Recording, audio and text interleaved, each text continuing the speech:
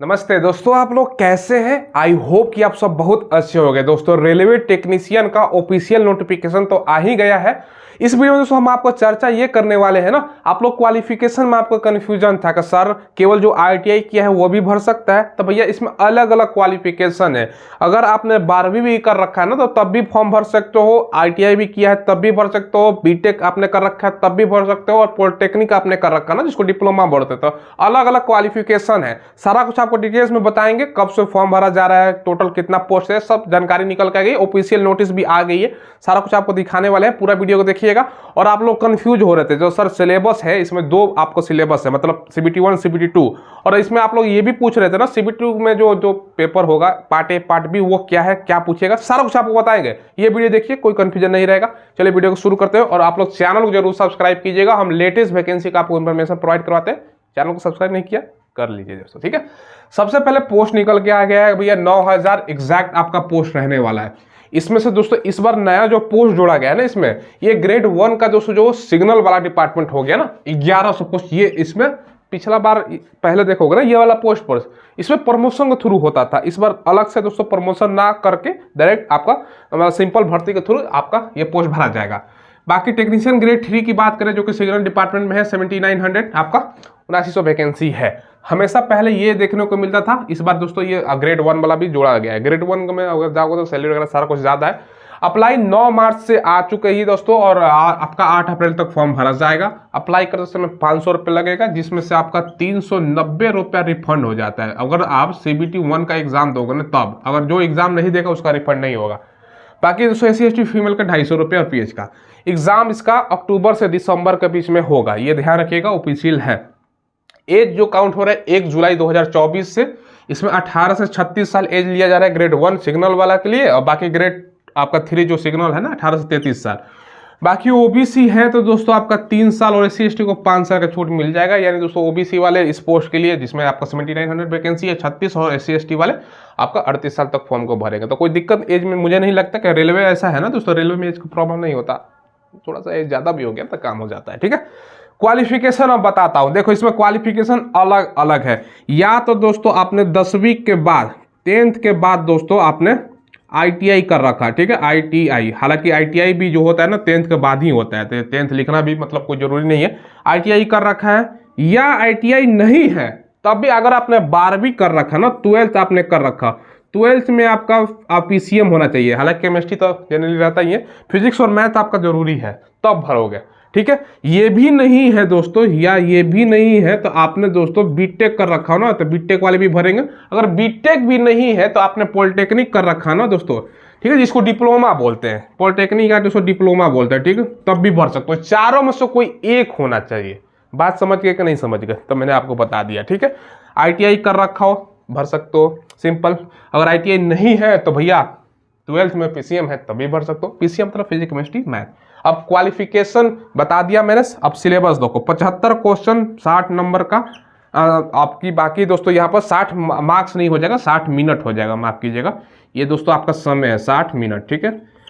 75 question 60 minute समय, 1/3 negative. ये CBT 1 का बता रहा हूँ। रीजनिंग से 20 क्वेश्चन, मैथ से 20, साइंस से आपका 25 क्वेश्चन, और आपका जीके से आपका 10 क्वेश्चन पूछा जाता है, ठीक है। ये दोस्तों जो है ना सीबीटी 1 क्वालिफाई नेचर का है, सारा कुछ आपको समझाएंगे। ज्यादा से ज्यादा मार्क्स आपको लाना है। पहले आपको तैयारी करने के लिए मैं बुक बता देता हूँ। देखो ये किरण पब्लिकेशन का बुक है, समान ज्ञान का, जिसमें आपका समान ज्ञान प्लस समान विज्ञान यानी दोस्तों साइंस और दोस्तों जीके दोनों मिलेगा। 1992 से 2022 तक जितने भी रेलवे के एग्जाम हुए हैं ना, ये तमाम प्रकार के रेलवे का, ग्रुप डी में भरो, ALP में काम आएगा, टेक्नीशियन में, NTPC में, TC में, ठीक है, सारा में, RPF वगैरह सारा का एग्जाम में ये अब काम आने वाला है। ये दोस्तों किरण पब्लिकेशन का, और 27,000 से ज्यादा फैक्ट के साथ क्वेश्चन इसमें बताए गए। आपका अच्छा खासा तैयारी हो जाएगा। साथ में दोस्तों किरण पब्लिकेशन का रेलवे का ऑल एग्जाम का मैथमेटिक्स यानी मैथ का दोस्तों सॉल्व पेपर है, 10,000 प्लस ऑब्जेक्टिव क्वेश्चन आपको देखेगा ना 1996 से अब तक जितना एग्जाम हुआ है सबका। भैया इससे तैयारी करो, आप लोग सॉल्व पेपर लगाओ, आपका भैया तैयारी उच्चतम स्तर पर हो जाएगी। और साथ में किरण पब्लिकेशन का रीजनिंग का भी सॉल्व पेपर है, 8700 प्लस क्वेश्चन। रेलवे का ऑल एग्जाम 1996 से लेकर अब तक तमाम प्रकार का, non technical, technical, group D, RPF वगैरह सब में काम आने वाला है। ये पढ़ लो, अलग से आपको पढ़ने की कोई जरूरत नहीं पड़ेगा। तीनों बुक्स का लिंक आपने वीडियो के डिस्क्रिप्शन में प्रोवाइड करा दिया, वहां से ऑनलाइन ले सकते हो, या नदी के बुक शॉप पर जाओ वहां भी मिल जाएगा, ठीक है। अब देखिए CBT1 है ना क्वालिफाई नेचर का है दोस्तों, ठीक है। क्वालिफाई हालांकि करने के लिए मात्र CBT2 में 15 गुना ही रिजल्ट दिया जाता है, क्योंकि दोस्तों टोटल वैकेंसी आपका 9000 है, इसका अगर 15 गुना करोगे ना तो भैया 1,35,000 ही बच्चों का रिजल्ट होगा।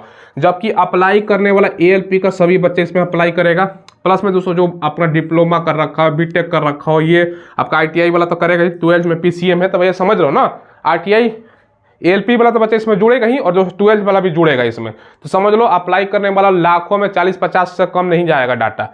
तो भैया 40 लाख मार्क को चलो भरता है तो 1,35,000 की रिजल्ट होगा ना, तो कंपटीशन 40 बच्चों में एक कम से कम है, भरेगा उससे ज़्यादा भी हो सकता है, तो नंबर भी आपको ज़्यादा लाना है, ठीक है। तो क्वालिफाई नेचर का है तो नंबर भी आपको अच्छा खासा लाना है। पिछला बार का नहीं, 230 ला दिए, आपका 45 ला दिए, आपका 42 ला दिए तो पास हो गया था CBT1। पिछला बार जब वैकेंसी भैया था 60-63 दोनों मिला के एक ही साथ में आया था LP टेक्नीशियन, इस बार ऐसा नहीं है, अलग अलग है, ठीक है।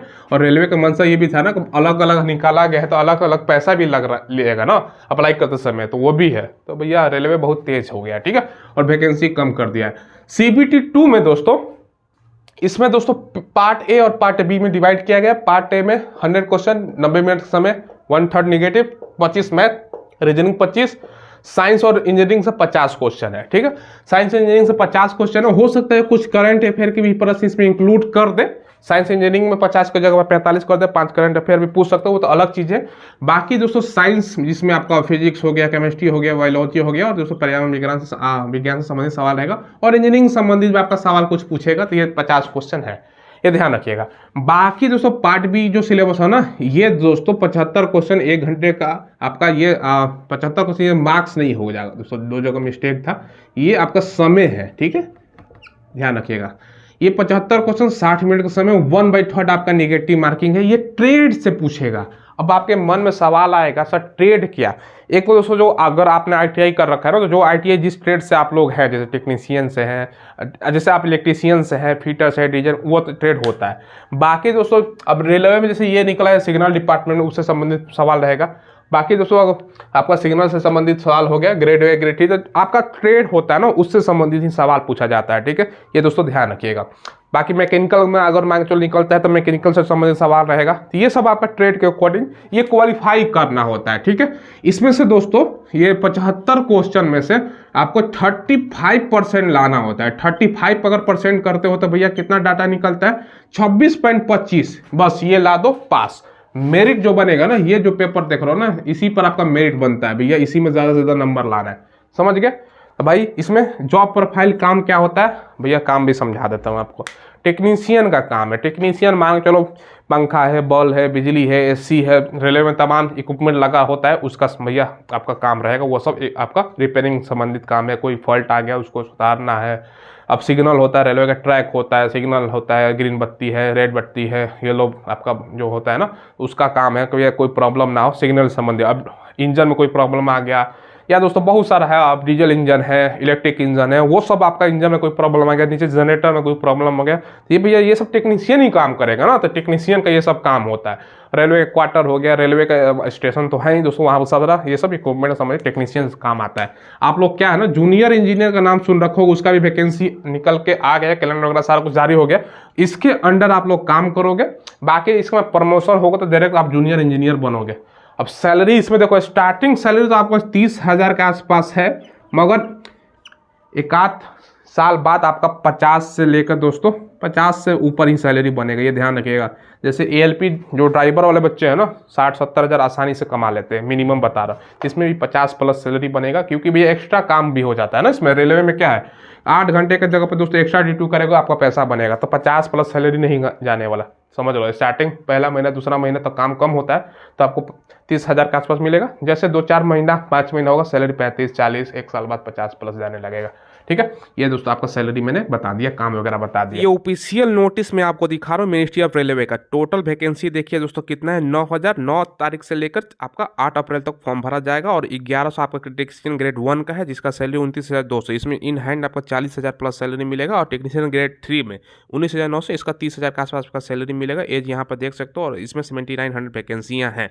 बाकी 3 साल कोरोना का एक्स्ट्रा छूट मिल रहा है, और एज जो आपका काउंट होगा 1/7/2024 से, जो ऑलरेडी मैंने बोर्ड पर बता रखा है। बाकी क्वालिफाई क्वालिफिकेशन ये जब फुल नोटिस आएगा तब आपको जारी करेंगे। बाकी ये शॉर्ट नोटिस मैंने आपको दिखा दिया। अप्लाई करते समय कितना रुपया लगेगा, ऑनलाइन आपको अप्लाई करना है। अलग अलग आरआरबी जोन है, यहाँ पर देख सको तमाम आपका आरआरबी जोन में वैकेंसी है, किस आरआरबी जोन हो गया, ठीक है। तो ये दोस्तों आप लोग पढ़ सकते हो, सेंट्रलाइज एम्प्लॉयमेंट नोटिस है आपका एडवर्टाइजमेंट नंबर 2024, ठीक है। तो ये प्रूफ के लिए मैंने आपको दिखा दिया, ऑफिशियल वेबसाइट पर भाई सारा कुछ आया। और एग्जाम भैया कब होगा?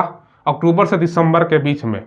रेलवे ने पहले ही कैलेंडर निकाल दिया है भैया, अब डेट नहीं बदलने वाला है, तैयार हो जाओ आप लोग। तो ये जानकारी मैंने दे दिया, कंफ्यूजन कोई नहीं होना चाहिए, तैयारी में आप लोग लग जाओ। एएलपी में तो भैया यही पढ़ना है ना, एएलपी प्लस में दोस्तों आपका टेक्नीशियन, दोनों का तो सेम ही सिलेबस है, ठीक है अभी तक।